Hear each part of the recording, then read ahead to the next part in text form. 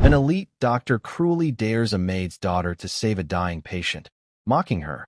What he doesn't know is that her hidden genius could save a life no one else can. A man is dying on a cot in the middle of a mountain medical camp. Machines scream. Doctors scramble. Robert Shaw, the chief surgeon, snaps. You think you know something we don't? His voice drips contempt. A teenage girl steps forward. Wrong uniform. Wrong status. The wrong person to speak. Yet she does. Stop, she says. You're killing him. He laughs like it's a joke. Go on, Maid. Tell us. What's your expert opinion? Go heal him. She lays her trembling hands on the tools of a profession she wasn't allowed to study. A maid's daughter challenging medicine's elite. One life hanging by a thread. One voice saying what no one else dared to see. This isn't just a story about a genius girl saving a stranger's life. It's the story of how a nobody became the one person the world cannot ignore. And before I forget, where are you watching from today? Leave a comment below. Enjoy the story. A child's quiet knowledge held the key to a man's life. The humid Appalachian air was thick enough to carry the sound of every cough, every quiet sob. In a clearing high in the mountains, the Albright Foundation had erected a city of white medical tents, a beacon of modern medicine for a community that often went without. 17-year-old Abigail held a damp cloth, wiping down a stainless steel tray. She worked with quiet, methodical precision. Her blonde hair was pulled back in a simple, severe ponytail, and her eyes, a sharp, intelligent blue, missed nothing. She and her mother, Martha, were part of the local cleanup crew. They were hired to maintain the impossible standards of the visiting doctors. They sterilized equipment, mopped floors slick with humidity, and disposed of biohazard waste. They were shadows in white coats, present but unseen. Abigail's mother, Martha, polished the glass on a supply cabinet. At 45, Martha's hands were rough from a life of hard work, but her movements were dignified. She was proud to have this job, even for just 2 weeks. It paid well, and she felt she was part of something important. Abby, Martha whispered, nodding toward a corner. Wipe down the legs of that gurney. Dr. Shaw is doing his rounds. Abigail nodded and moved to obey. She had seen Dr. Robert Shaw. It was impossible to miss him. He was the leader of the surgical team, a man whose reputation was as spotless as his white coat. He moved through the chaotic triage tent like a shark in a koi pond, elegant, powerful, and entirely in charge. His voice was always calm, always cutting. Just then, a young local nurse, volunteering her time, approached him. Doctor, she said hesitantly. Mr. Peterson in cot 4. His pressure is still high. I was thinking maybe. You were thinking, Dr. Shaw interrupted, not even looking up from his tablet. Nurse, I am running a differential diagnosis on 3 critical patients while planning a femoral artery bypass. You are here to follow protocols, not to think. Am I clear? The nurse flushed red. Yes, doctor. Good. Now check his chart again and do as you were told. He swept past her, and his eyes landed on Abigail. She was crouched by the gurney, wiping down a spot of mud. He didn't see her. He saw only a task undone. His gaze flickered to Martha. It was a look Abigail knew well. It was a look that dismissed, that measured, and that found them lacking. It was a look that said, you are the help. Dr. Shaw's mouth tightened. He hated untidiness. He gestured at Abigail, as if she were a piece of furniture. Martha, is it? Keep your girl moving. This isn't a bring your daughter to work day. This is a sterile field. Yes, doctor. Right away. Martha murmured, her face burning. Abby, hurry now. Abigail said nothing. She finished the gurney and moved to the next. But her eyes followed him. She watched his hands. She listened to his commands. She observed the other doctors, the hurried, nervous residents, the tired, competent nurses, and the other woman who seemed to be in charge. This second doctor was Dr. Evelyn Reed, a senior diagnostician from Johns Hopkins.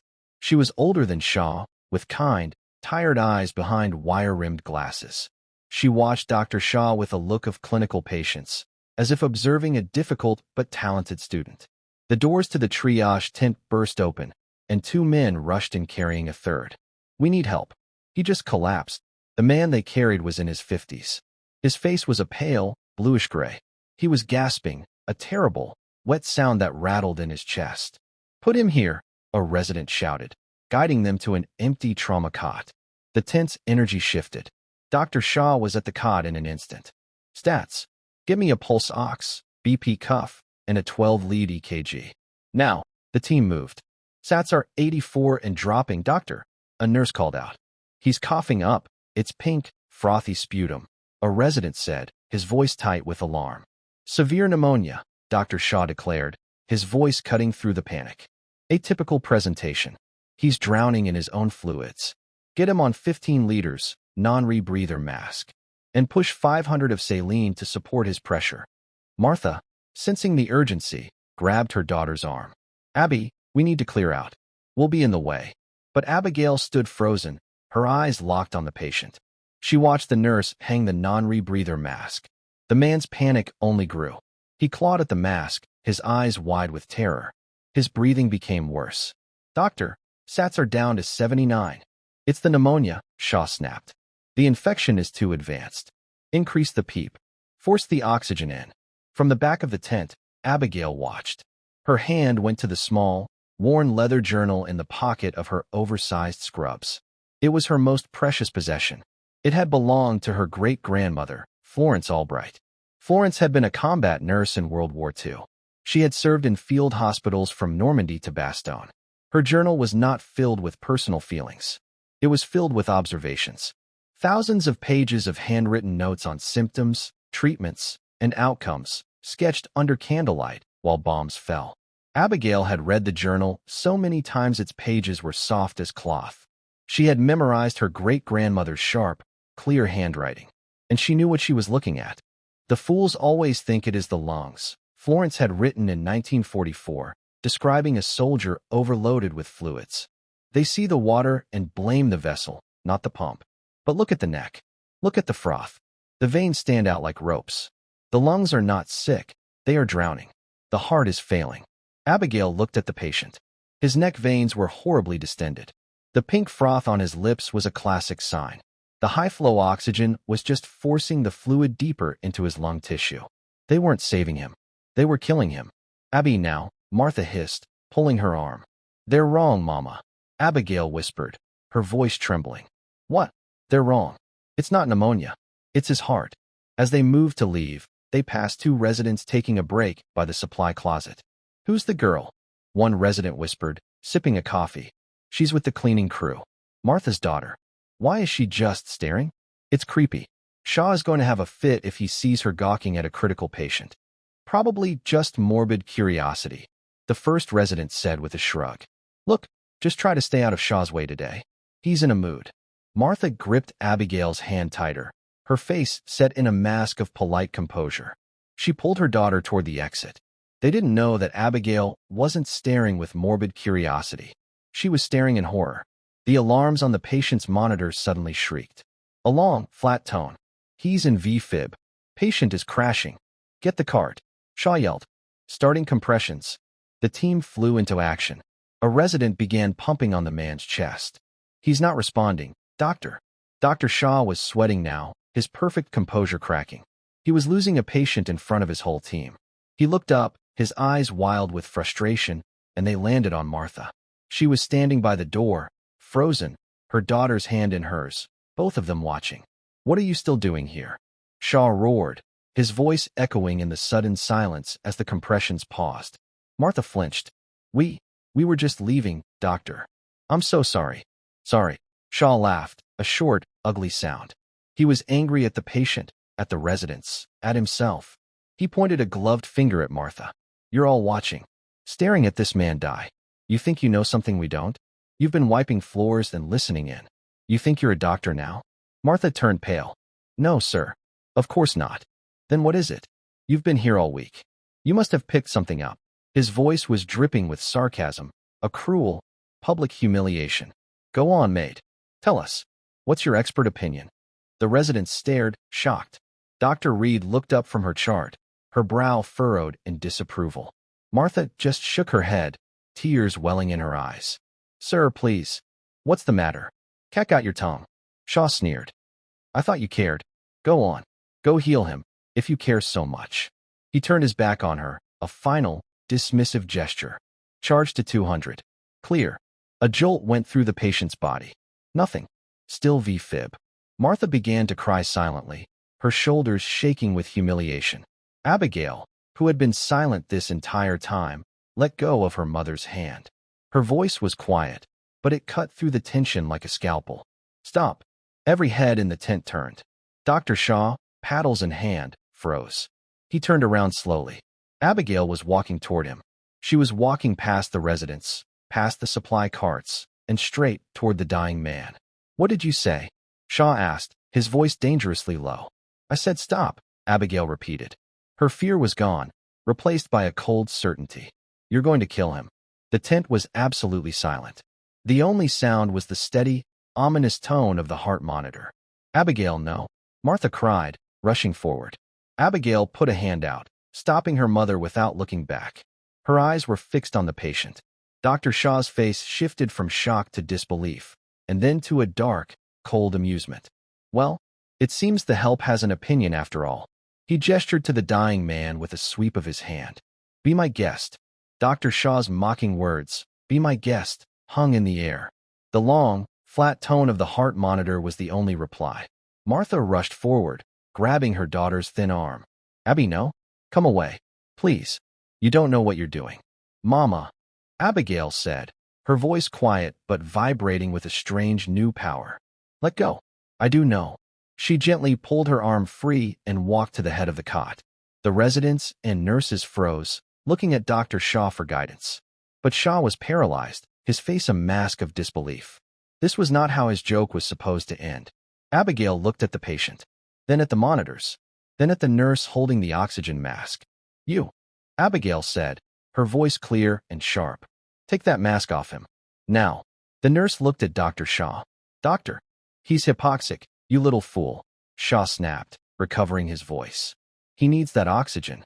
He's hypoxic because his lungs are full of fluid, Abigail said, never taking her eyes off the patient. You are forcing air into water. It's called agitation. You're making it worse. Take off the mask. Give him a simple nasal cannula. 6 liters.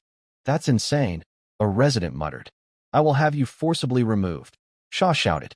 He grabbed Abigail's shoulder. Robert, stop. It was Dr. Evelyn Reed. She stepped forward, her quiet voice cutting through the tent more effectively than Shaw's roar. She placed a hand on Shaw's arm. What? Shaw was incredulous. Evelyn, this man is dead. And this child is interfering with my team. Your team is failing, Robert, Dr. Reed said calmly. What you are doing is not working. He is still in VFib. Let her talk. Dr. Reed turned her sharp, intelligent eyes on Abigail. Explain. Quickly. Abigail pointed to the 4-bag. Who ordered saline? I did, Shaw said. His pressure was bottoming out. You're flooding a failing pump, Abigail said. His heart can't handle the volume he already has. That's why he's crashing. Stop the saline drip. Stop it right now. The resident nearest the 4-pole looked at Shaw, then at Reed. Dr. Reed nodded once. The resident quickly clamped the line shut. And look at his neck, Abigail continued, pointing. The entire team, including Dr. Shaw, followed her finger. You see that? The jugular vein distension. His veins are standing out like ropes. His heart isn't circulating the blood. It's all backing up. It's backing up into his lungs. That pink froth. She pointed to the man's lips. That is classic pulmonary edema. His heart is failing. This is not pneumonia. A resident's eyes widened. She's right. That's a textbook presentation for congestive heart failure. Of course it is, Shaw sneered, trying to regain control. It's a comorbidity. But he is still in VFib. He is still dead. And all your brilliant observation hasn't changed that. He grabbed the paddles again. Charge to 200. No, Abigail shouted. You're shocking a heart that is drowning and suffocating. You're just making it angrier. Get me 80 milligrams of Lasix. And 100 of lidocaine. Push it 4. Now. Lasix, the nurse asked, stunned. That was a powerful diuretic, a water pill. Lidocaine, the resident balked. For his heart rhythm. Do it, Dr. Reed commanded, her voice leaving no room for argument. The medical team, trained to follow the loudest voice, was now caught. Dr. Shaw was the director. Dr. Reed was the senior diagnostician. And the girl was the only one making sense. The nurse ripped open packages. A resident prepped the syringe. We don't have time for this, Shaw said, his voice tight. He's been down for 2 minutes. Then start compressions, Abigail ordered the resident beside her. Hard and fast. Don't stop. The young doctor, dazed, immediately began chest compressions. Meds are in, the nurse called out. Good. Now stop compressions, Abigail said. She picked up the paddles. Her hands were small but steady. Abigail. Martha whispered in terror. Charge to 200, Abigail said. The machine whined. Clear. She pressed the buttons. The man's body arched off the cot. Every eye went to the monitor. The flat line remained. A terrible, suffocating silence filled the tent. Dr. Shaw let out a short, bitter laugh. Well, doctor, any other bright ideas? Or are you done playing? Abigail's face was pale. She stared at the monitor. She was remembering her great-grandmother's words. Sometimes, the pump is just too tired. You have cleared the water, you have calmed the rhythm. But it has forgotten how to beat. You must remind it. She was missing a step. The heart was weak. It wasn't just the fluid. It was the pump itself. What's his potassium level? Abigail asked. We don't know, the resident said. We just got him. It doesn't matter. Abigail looked at the nurse. Get me a vial of epinephrine, and one of atropine, and a 10 cubic centimeters syringe of calcium chloride. AP? Calcium, Dr. Reed said, her eyes widening. Child, you're just throwing drugs at him. His heart is stopped, Abigail said, her voice ragged. The lidocaine was to stop the V-fib. It worked. Now he's in asystole. He's flatlined. The Lasix is pulling the fluid. But the heart muscle is too weak to restart. The calcium will help the muscle contract. The AP will jumpstart it. She was no longer a girl. She was a force. The team, now fully under her spell, moved. Push the AP and atropine. Now, Abigail commanded. In, said the nurse. Resume compressions. The resident pumped. 10 seconds. 20. Stop. All eyes on the monitor. Nothing. Push the calcium chloride. Slow. Abigail said, her voice almost a whisper. It's in, the nurse said, her own voice trembling. Charge to 300, Abigail said. Clear. She shocked him again. The man's body jerked. A single, lonely blip appeared on the monitor. Then another. Then a third. Beep, beep, beep. It was a slow, ragged rhythm. But it was a rhythm. Sats are 81. The nurse whispered, her eyes filling with tears. 82, they're climbing. The patient, who had been a deathly blue-gray, suddenly took a gasping, shuddering breath. His color began to change, from gray to a pale, waxy pink. He groaned. Abigail let the paddles drop. They hung from their cords, swinging slightly. She stepped back from the cot. The tent was absolutely silent. The residents, the nurses, even Dr. Shaw, just stared. They had witnessed an execution stayed. A resurrection. Martha sagged against the tent pole, her legs giving out. She was sobbing, but this time, it was not from shame. Abigail's hands began to tremble, the adrenaline draining away, leaving her 17 again. The white-knuckled certainty was gone. She looked at the patient, now breathing through the nasal cannula. She looked at the monitors, which showed a steady, if weak, heartbeat. Then, she looked at Dr. Shaw. His face was a storm of conflicting emotions. There was shock. There was confusion. But beneath it all was a deep, cold, and profound rage. He had not just been proven wrong. He had been humiliated. He had been shown up by a 17-year-old girl in a janitor's uniform. Dr. Evelyn Reed walked past the cot. She stood directly in front of Abigail. She looked at the girl's trembling hands. She looked into her sharp, intelligent eyes. Her voice was quiet, holding a new kind of respect. Who? Dr. Reed asked. Are you? Before Abigail could answer, Dr. Shaw found his voice. It was no longer booming or sarcastic. It was quiet. Deadly. Get her out of here. Robert, be reasonable, Dr. Reed started. I said, get her out, Shaw repeated. She is not staff. She is not credentialed. She just assaulted a patient with a defibrillator and pushed unsanctioned drugs. Security. 2 men in security uniforms, who had been watching from the flap of the tent, moved forward. She saved his life, the young resident protested. She got lucky, Shaw spat. She practices voodoo medicine, and this time it didn't kill him. We have no idea what long-term damage she just caused. Get her out of my tent. The guards looked hesitant. Abby, Martha said, scrambling to her feet. Let's go. Please, let's just go. She grabbed her daughter's arm. Abigail didn't resist this time. She let her mother pull her away. She was too tired to fight. As the guards escorted them toward the exit flap, Abigail looked back one last time. The patient was sitting up, breathing. Dr. Reed was watching her go, her expression one of intense, calculating curiosity. And Dr. Shaw was staring at her, his eyes promising a reckoning. As the tent flap closed behind them, cutting them off from the world of medicine and light, Martha pulled her into a fierce hug. "Oh, Abby, what did you do? What did you do?" "I saved him, Mama," Abigail whispered against her mother's shoulder. "I know," Martha cried. "I know. But what are they going to do to us?" The heavy canvas flap of the medical tent slapped shut behind them. The sound was sharp, final. It was like being ejected from a bright, loud world into a silent, green one. The humid Appalachian evening was settling in. Crickets were starting to chirp. The sounds of the medical camp, the hum of the generator, the distant, muffled voices, were already fading as the two security guards walked them to the edge of the camp's perimeter. The guards were not unkind. They looked embarrassed. "Ma'am, we're sorry," one of them said to Martha. The supervisor said, "Well, he said to collect your things from the locker tent. Your pay for the week is in this envelope." Martha's hand, red and chapped, reached out to take the small white envelope.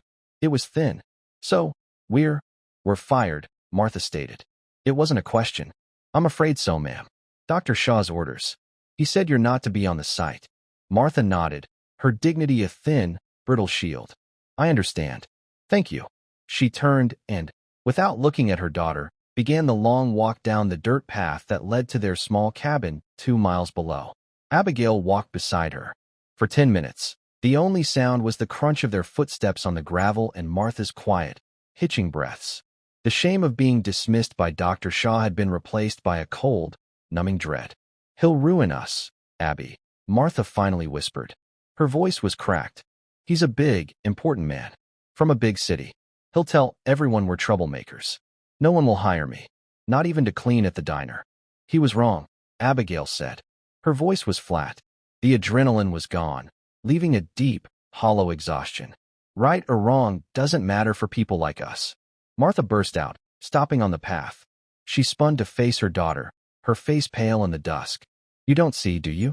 You're so smart, but you don't see what you've done. You humiliated him. Men like that, they don't forget. They don't forgive. You made him look like a fool in front of his people." "He was a fool," Abigail said, a spark of the earlier fire returning. "He was killing that man. I listened to his chest sounds when I was wiping the gurney. There were crackles at the base. But his EKG was showing SD elevation. His chart said he had a history of high blood pressure. All the signs were there. Shaw didn't even look. He just barked orders." Martha stared at her. "Listened? How did you?" "I didn't use a stethoscope," Abigail said. "You don't always need one. Great-Grandma Florence wrote that you can hear pulmonary edema just by listening to them breathe. It's a wet sound. A rattle. Pneumonia is a dry sound. A tight sound. He was wet, and Shaw was pumping him full of more fluid." Martha shook her head, her fear momentarily eclipsed by a familiar frustration. "That book, Abigail. You live in that book. This isn't 1944. This isn't a war. You can't just do what you did. You're not a doctor. You're a child." "He told me to," Abigail said, her voice dropping. "He told you to. Go heal him," he said. "He was laughing at us." The defiance in her voice broke, and for the first time, the 17-year-old girl reappeared. A tear traced a clean path through the grime on her cheek. "He made you cry, Mama." Martha's anger dissolved. She pulled her daughter into a fierce hug, right there on the dark, empty path. "Oh, my baby," she murmured, stroking her blonde hair. "My smart, brave, foolish girl. Yes, he made me cry. But I'm terrified for you. What's to stop him from calling the police? He said you assaulted that man." Abigail pulled back, her eyes clearing. "He won't." "How do you know?" "Because if he calls the police, he'll have to file a report. And if he files a report, he'll have to admit that the patient is alive. He'll have to admit that my treatment worked and his didn't.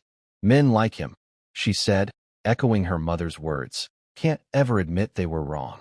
He won't call the police. He'll just make sure we disappear." Martha looked at her daughter, a stranger she had raised. "When did you get so old?" "I've just been paying attention, Mama," Abigail whispered. Back in the triage tent, the atmosphere was thick. The patient, Mr. Henderson, was now sitting up. He was breathing easily. The terrifying rattle was gone.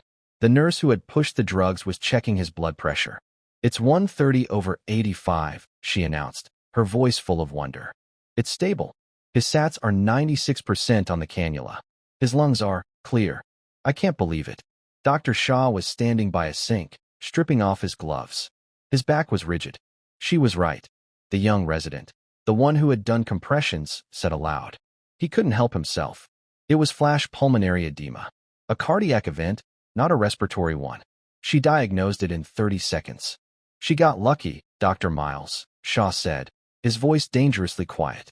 "She threw a pharmacy at him, and one of the drugs stuck.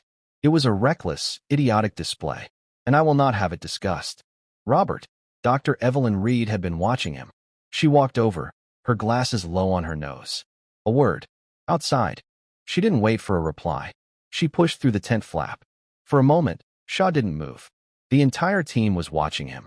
Slowly, deliberately, he dried his hands and followed her. Outside, the air was cooler. Dr. Reed was standing with her arms crossed. "That was," she said, "the most disgraceful display of arrogance I have ever witnessed. And I include myself in that, for letting it go on as long as it did.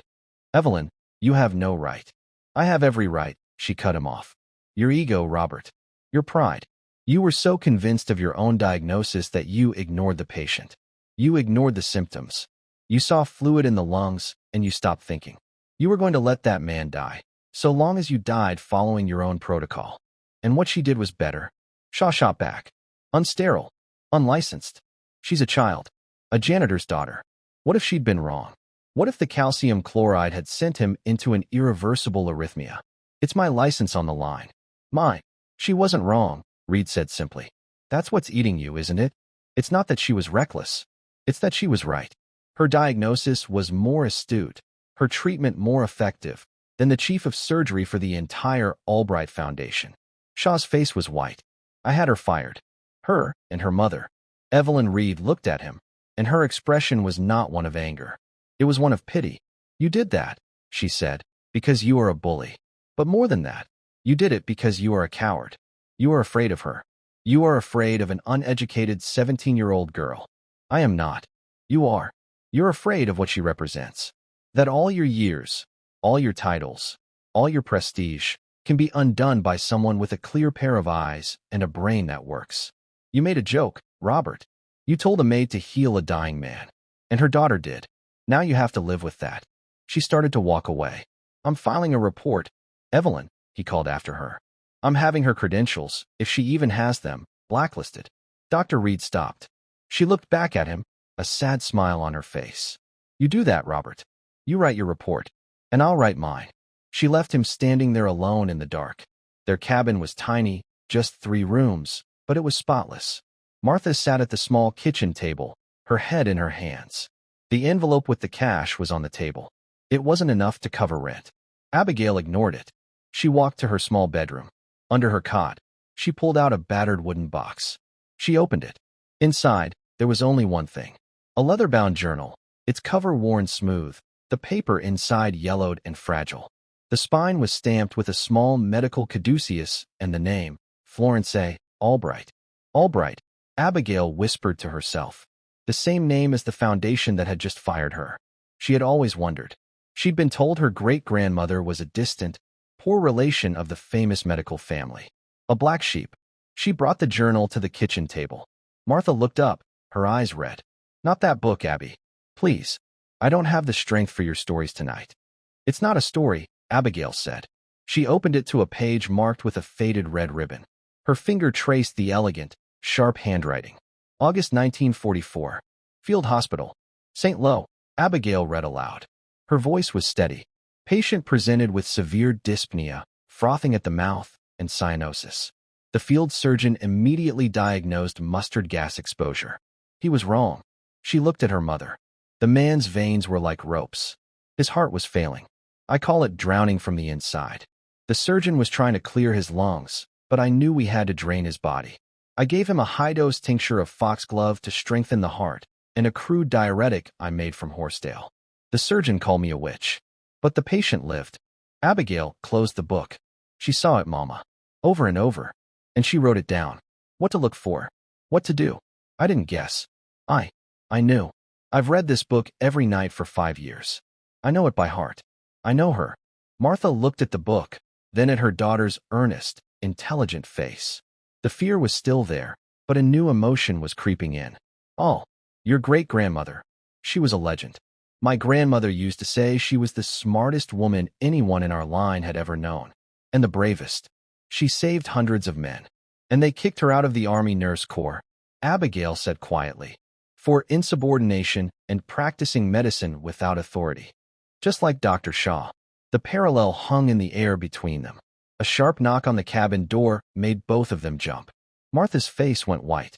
It's him. It's the police. I told you. No, Abigail said. It's not. She walked to the door. Her mother hissed. Abby, don't. Abigail opened it. On their small, dark porch stood Dr. Evelyn Reed. She was holding a flashlight, and she looked tired. She looked past Abigail to Martha. Mrs. Martha, my name is Dr. Reed. I was in the tent. Martha stood up, wringing her hands. Ma'am, my daughter. She didn't mean any harm. Dr. Reed's eyes moved to Abigail. Then they moved to the table. She saw the open journal. Her eyes widened, just slightly, as she read the name on the cover. Florence A. Albright. Good heavens, Dr. Reed breathed. She looked back at Abigail, her gaze no longer just curious, but sharp with sudden, dawning comprehension. I need, Dr. Reed said, to sit down. And you, young lady, need to tell me everything. Martha, her hands trembling, fumbled in the cabinet for a mug. Tea? We just have tea. Tea would be lovely. Thank you, Martha, Dr. Reed said, her voice gentle. She unslung a worn leather satchel from her shoulder and placed it on the floor. She did not sit at the table.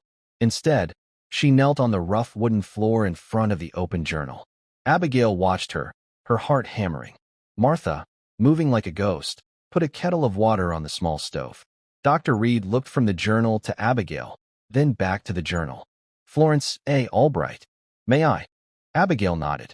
Dr. Reed's fingers, long and practiced, touched the yellowed page with a diagnostician's care. She was not just reading the words. She was assessing the artifact. She saw the notes in the margins, written in a different, more modern pen, Abigail's handwriting.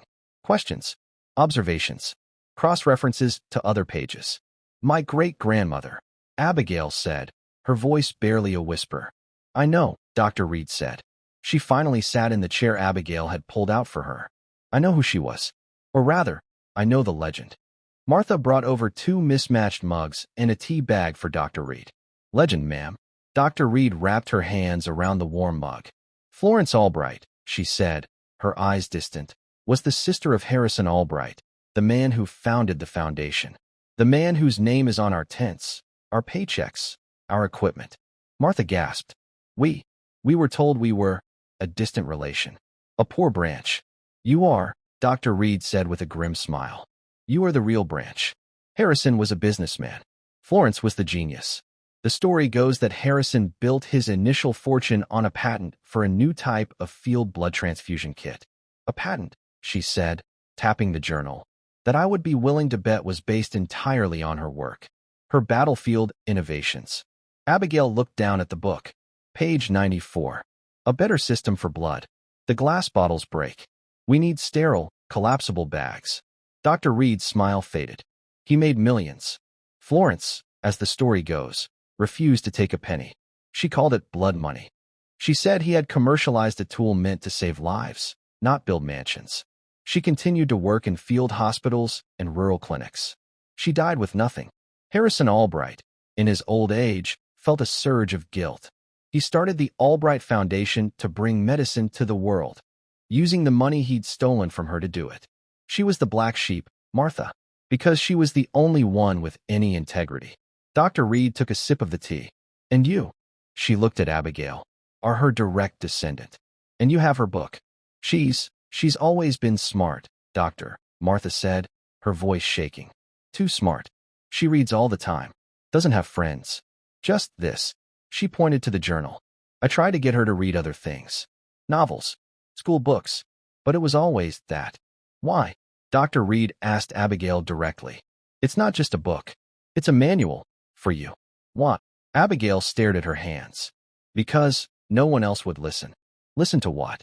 To what was wrong? Abigail said, a sudden, fierce passion in her voice. I see it. I see it all the time. Little things. The way Mrs. Gable at the post office breathes. She holds her breath when she stamps the letters. Her ankles are swollen. Her doctor says it's her weight. But I see the slight tremor in her left hand. I think she has Parkinson's, but no one is checking. She looked at Dr. Reed, her blue eyes sharp and desperate. Or Mr. Henderson. On the cot. Dr. Shaw looked at the monitor. I looked at the patient. The monitor just tells you what's happening. The patient tells you why. His skin was clammy, but his fever was low. That's not infection. That's shock. His body was shutting down. All the signs were there. Dr. Shaw just didn't look. He was trying to treat a number on a screen. Dr. Reed was motionless. She was staring at Abigail as if she were a new, unclassified species. Abigail, Dr. Reed said, her voice very low. Do you have any idea what you did tonight? Abigail flinched. I saved him. Yes, you did, Dr. Reed agreed. You also, in the eyes of the law and the American Medical Association, committed multiple felonies. Practicing medicine without a license. Assault with a medical device. Administering controlled substances. Dr. Shaw is not just angry, child. He is correct. From a legal standpoint. Martha sat down heavily. I knew it. He's in the main tent right now, Dr. Reed continued, dictating an incident report. He is going to recommend that the local prosecutor file charges against you.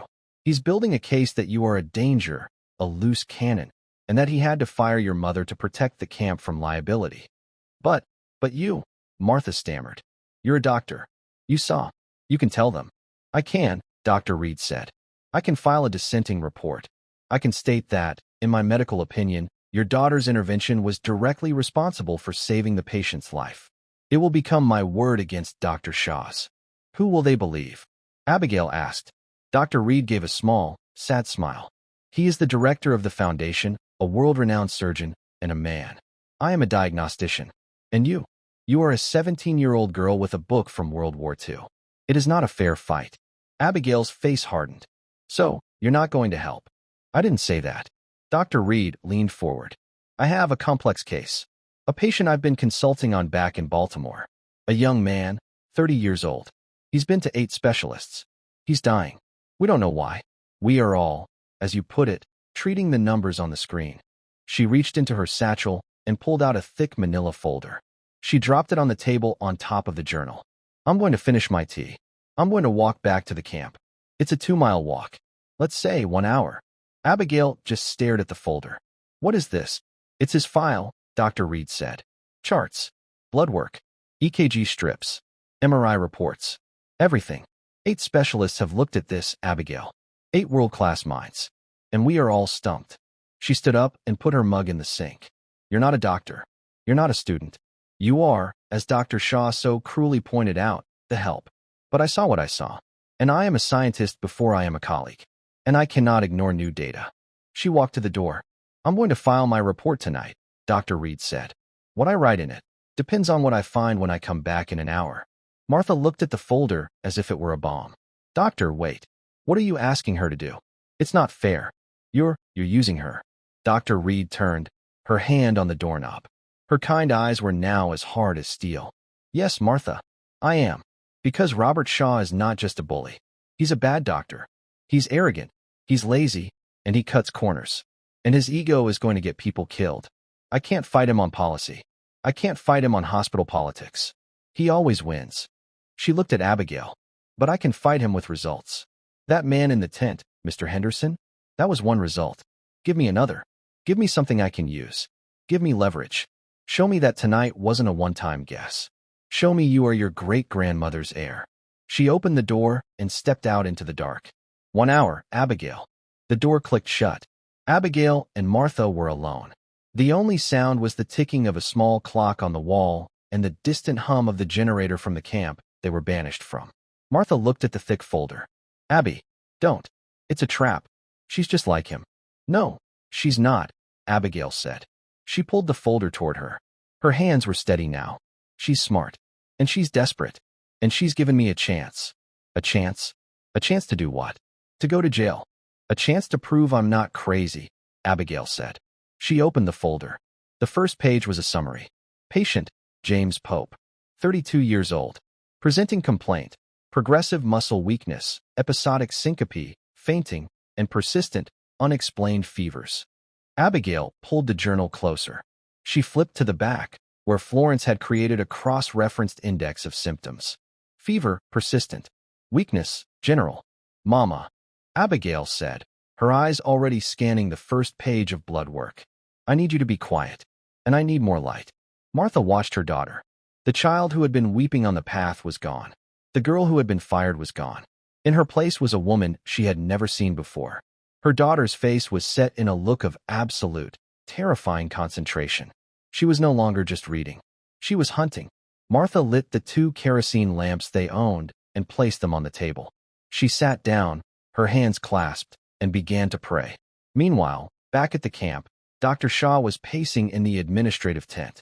A young, nervous-looking legal aide from the Foundation was sitting at a laptop. And in summary, Shaw dictated, the unauthorized and reckless actions of the minor, Abigail, and her mother, Martha, who facilitated the breach, represent a class 1 liability risk to the Foundation. I was forced to remove them from the premises to ensure the safety of our patients and the integrity of our mission. That's very clear, Doctor, the aide said. It needs to be, Shaw said, stopping his pacing. I want this report filed with corporate and a copy sent to the local sheriff's department first thing in the morning. The sheriff, sir? Are you pressing charges? I am ensuring that the Foundation is protected. If that man, he jerked his thumb toward the triage tent, develops any complications, any at all, from the ridiculous cocktail of drugs that girl pushed, I will not have it come back on me. This report establishes a timeline. It proves I was in control and that I took immediate, decisive action to remove the threat. And, Dr. Reed's report, sir? Shaw's face darkened. Dr. Reed is emotional. She was shaken. Her report will reflect her opinion, but it is my signature on the mission charter. My report is the one that matters. He felt a vibration in his pocket. His satellite phone. He pulled it out and looked at the screen. It was a text from his office back in New York. It read, Henderson is awake, asking for the girl who saved him. His family is on the way. They own half the county. Shaw's blood ran cold. He had assumed the patient was a local, a nobody. He looked at the legal aide. On second thought, hold off on sending that to the sheriff. Let me review it one more time. He walked out of the tent, his mind racing. This was no longer a simple matter of firing a maid. This was now a problem of optics. The clock on the wall ticked. Each sound was a hammer blow in the small, silent cabin. Abigail didn't read the file page by page. Her eyes flew across the reports, not like she was reading, but like she was searching. She was a predator hunting for a single, specific clue. Martha watched, her fear turning into a strange, breathless awe. Her daughter was not just reading. She was cross-referencing. She would scan a blood panel, then flip to the back of her great-grandmother's journal. She'd read a nurse's intake note, then flip to a page in the journal marked Fevers, Unexplained. Here, Abigail whispered. She pointed to a line item on the blood work. Eosinophils, 15%. Is that bad? Martha asked. It's not bad, Abigail murmured. It's high. Very high. The normal range is 1 to 4. What does it mean? It means the body is fighting. The doctors here, she tapped the file, they think it's a parasite. They've tested him for Toxocora, Trichinella, all negative. They've tested for allergic reactions. All negative. They're lost. They're just lost. Abigail closed her eyes. She wasn't just thinking. She was trying to see the patient. A 32-year-old man. Fainting. Muscle weakness. Fevers. And blood that was screaming about an invasion. They're all looking for something living, Abigail said. A bacteria, a virus, a worm. What if it's not alive? She flipped to a section in Florence's journal she had read a dozen times. It was a section on battlefield environments. The men in the hayloft, she read aloud. Martha listened, mesmerized. We put 12 men in an old barn near Amiens. Within 3 days, 5 were sick. Not with wounds. With a sickness of the air. Fever, a cough so deep it shook the ribs, and a profound weakness. 2 of the men's hearts fluttered like a trapped bird, syncope. The surgeon said it was trench fever. He was wrong. It was the hay. It was full of mold. I moved the men to a dry tent. I gave them whiskey and aspirin, all I had. They recovered. The ones who stayed, their lungs turned to stone. I have seen this before. In farmers. In men who work in silos. It is not an infection. It is the dust. The dust sickness. The body is fighting a ghost. Abigail's eyes snapped open. She tore through the file, past the blood work, past the MRIs, until she found the initial patient history. A 6-page document. The other doctors had skimmed it. She read it. Patient, James Pope. Occupation, architect. That was what the specialist saw. But Abigail kept reading. Abigail's hand was shaking. She grabbed a pencil. It's not a worm, Mama, she said, her voice electric. It's the house. He's breathing in fungal spores. Billions of them. From moldy walls, old plaster, rotted wood. It's farmer's lung. Or silofiller's disease. They have a modern name for it. She scribbled on a blank sheet of paper. Chronic hypersensitivity pneumonitis. He's not infected, she said, writing quickly. He's having a massive, systemic inflammatory reaction. His body thinks it's being invaded, so it's attacking itself. The fever is from the inflammation. The weakness is from his lungs not getting enough air. The fainting, the syncope, is because the inflammation is putting so much pressure on his heart, it can't beat right. The eosinophils are high because it's an allergic response, not a parasitic one. She stopped writing. They're giving him antibiotics. They're trying to kill a germ that isn't there. All they're doing is destroying his gut. They're not stopping the one thing that's killing him. What? What stops it? Martha whispered. You stop the why. You get him out of the house. And you stop the inflammation. She wrote 2 words on the bottom of the page. Prednisone. Now.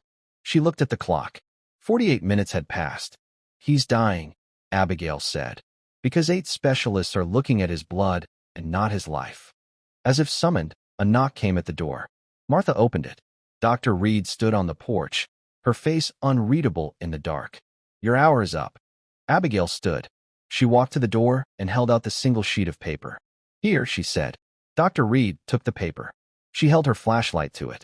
She read it once, then a second time. Her face, which had been tight with skepticism, slowly slackened.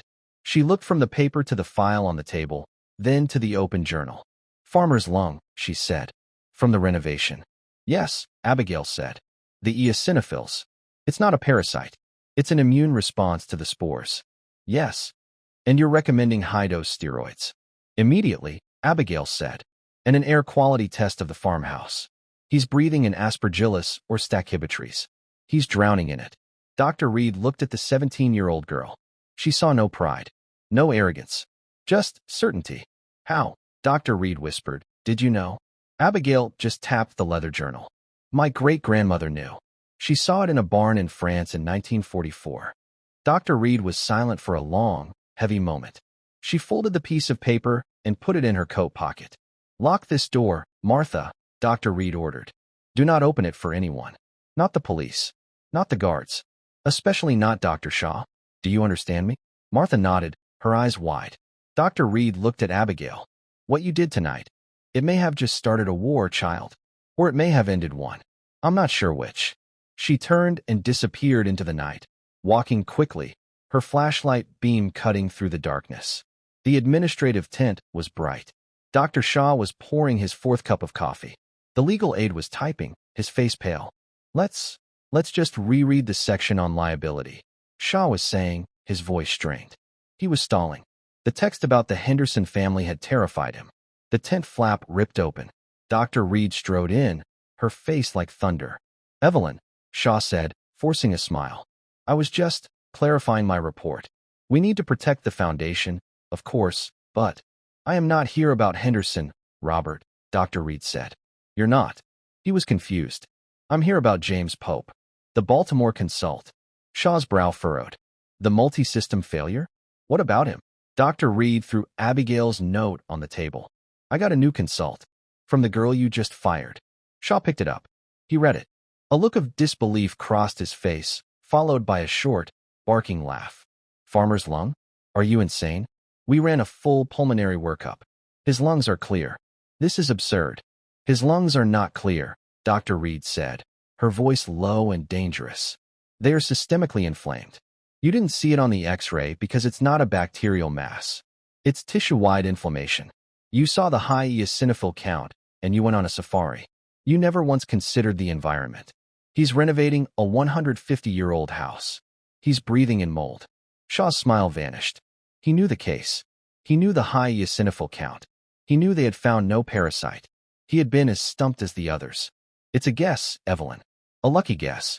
It's the only diagnosis that fits every single symptom, she shot back.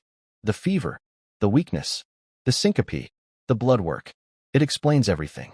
And it comes with a testable solution. She pulled out her satellite phone. What are you doing? Shaw asked, a new dread creeping into his voice. I'm calling Dr. Michaels in Baltimore. I'm telling him to push 60 milligrams of prednisone. Tonight. You can't. Shaw lunged forward. You're acting on the advice of an uneducated child.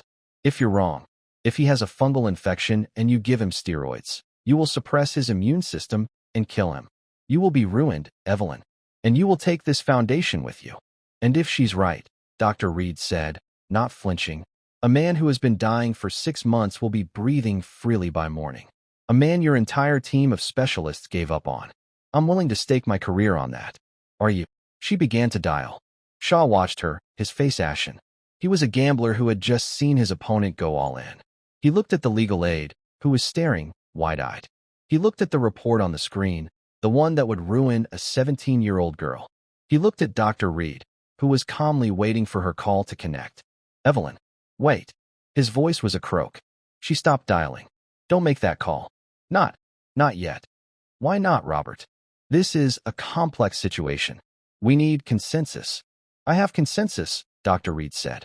It's between me, a 17-year-old girl, and her great-grandmother's journal. It's the only medical team that's been right all day. Shaw collapsed into his chair. He was defeated. Utterly. He had been outmaneuvered, outdiagnosed, and outclassed. He had no leverage. She had all of it. What do you want? He whispered. The legal aide stopped typing. First, Dr. Reed said, you're going to delete that report. Shaw looked at the screen. His entire case. His protection. His pride. His hand moved to the mouse. He highlighted the text. And he hit the delete key. Second, Dr. Reed continued. You will issue a full, formal apology to Martha and Abigail. And you will rehire them. With back pay for the humiliation. Shaw nodded, his eyes closed. Third, Mr. Henderson is awake. His family is on the way. I'm sure you know who they are. You are going to go to his bedside. And you are going to tell him, and his wife, and his sons, the truth. Shaw's eyes snapped open. The truth. That you misdiagnosed him. That you nearly killed him. And that his life was saved by the diagnostic genius of a young woman named Abigail. The maid's daughter. You will give her the credit. All of it. Not your team. Not a new consult. Her. Is that clear? This was the true punishment. Not the loss of his job, but the complete and total annihilation of his ego. You're destroying me, he whispered. No, Robert, Dr. Reed said, putting her phone away. You're destroying yourself. I'm just stopping you from taking anyone else with you. She walked to the tent flap. I expect you to be at the Hendersons' cot when they arrive. And I expect your apology to Abigail to be delivered in person. By sunrise. She left. The legal aide stared at Dr. Shaw. The great man looked small, his face gray, his hands trembling. He looked at the blank screen on the laptop. He had been ruined. And it had all been done without a single raised voice. Dawn broke over the Appalachian ridges, painting the sky in pale shades of gray and pink. The light, however, did not bring warmth to the small cabin. A sharp, official knock echoed. Martha opened it. Dr. Reed stood there, her face set. It's time. The walk back to the camp was silent. Martha and Abigail, still in their cleaning uniforms, walked on either side of the senior doctor. When they reached the perimeter, the guards who had removed them just hours before now looked away, stepping aside to let them pass. The camp was already busy, but all activity seemed to stop as the trio walked toward the main tree-off tent. Nurses and residents paused, watching. Dr. Reed pushed open the flap. Inside, the tent was calm. Mr. Henderson was in his cot, drinking water. A woman with expensive clothes and kind, worried eyes sat beside him, holding his hand. 2 tall men in their 20s stood at the foot of the bed. His family. Dr. Robert Shaw was standing near the cot, his white coat rumpled. He looked like he hadn't slept. He looked, for the first time, small. He saw them enter. His eyes met Abigail's, then slid away. "Ah, Evelyn," he said, his voice hoarse. "And Abigail. Martha, please, come in." Mr. Henderson looked up. His face, though pale, lit up when he saw Abigail. "That's her," he said to his wife, his voice weak. "That's the girl I told you about. The one who brought me back." His wife, Mrs. Henderson, stood up. She looked from the powerful Dr. Shaw to the 17-year-old girl in the janitor's scrubs. "Doctor," she asked Shaw, "what is this? This girl?" Dr. Reed simply looked at Shaw. This was his moment. His crucible. Shaw swallowed. He walked to the center of the small space. His entire team, the residents, the nurses, were watching him. "Mrs. Henderson," he began, his voice cracking. "Mr. Henderson, I owe you an apology, and I owe one to this young woman." He turned to Abigail. His eyes were red-rimmed, his arrogance completely stripped away. "I misdiagnosed your husband," he said, his voice just loud enough for the tent to hear. "I was convinced it was an infection. I was giving him fluids and oxygen that were. You were killing me," Mr. Henderson said. It was not an accusation. It was a simple, flat statement. "Yes," Shaw whispered. I was arrogant. I was wrong." He looked at Abigail, who stood beside her mother, her face pale. I humiliated her. And her mother. And then, I made a joke. I told her. I challenged her to save him. And she did." He held up a hand, silencing the murmurs. "Her diagnosis was perfect. It was brilliant. She identified acute pulmonary edema, a severe cardiac event. She prescribed the correct, life-saving sequence of medications. She used the defibrillator with more skill than a 10-year resident. I did not save your husband, Mrs. Henderson. She did. Her name is Abigail, and she is a genius." The silence that followed was absolute. Mrs. Henderson stared, then her face crumpled. She walked past Dr. Shaw and pulled Abigail into a fierce hug. You saved him. You saved my husband." Martha was openly weeping, her hand covering her mouth. "Dr. Reed," one of the Henderson sons said, stepping forward. He was a lawyer, his gaze sharp. "This is extraordinary. What happens now? For her? And for him?" He jerked his head at Shaw. "Dr. Shaw," Reed said, "will be taking a long, extended sabbatical from the Foundation. Effective immediately." Shaw nodded, accepting his fate. "And as for Abigail," Dr. Reed continued, a small, rare smile touching her lips. Her satellite phone buzzed. She looked at it. "Excellent news," she said to the room. "The patient in Baltimore, Mr. Pope. His fever broke an hour after the steroid infusion. His lungs are clearing. He's asking for food." She looked at Abigail, her eyes shining with a fierce, proud light. The Albright Foundation was built on a lie. It was built on the stolen genius of Florence Albright. It seems only fitting that it be saved by her heir. She turned to the Hendersons. "Abigail needs to go to school. She has a lot to teach people." Mrs. Henderson didn't hesitate. "Whatever it costs. Johns Hopkins, Harvard, whatever she wants. Consider it done." Abigail looked at her mother, then at Dr. Reed, then at the worn leather journal she still held in her hands. She had been a shadow, a ghost, a maid's daughter. But the knowledge she held was real. It was a power that cut through pride and titles and arrogance. It was the power to heal. "I accept," Abigail said, her voice clear and steady in the quiet of the tent. "I have a lot to learn.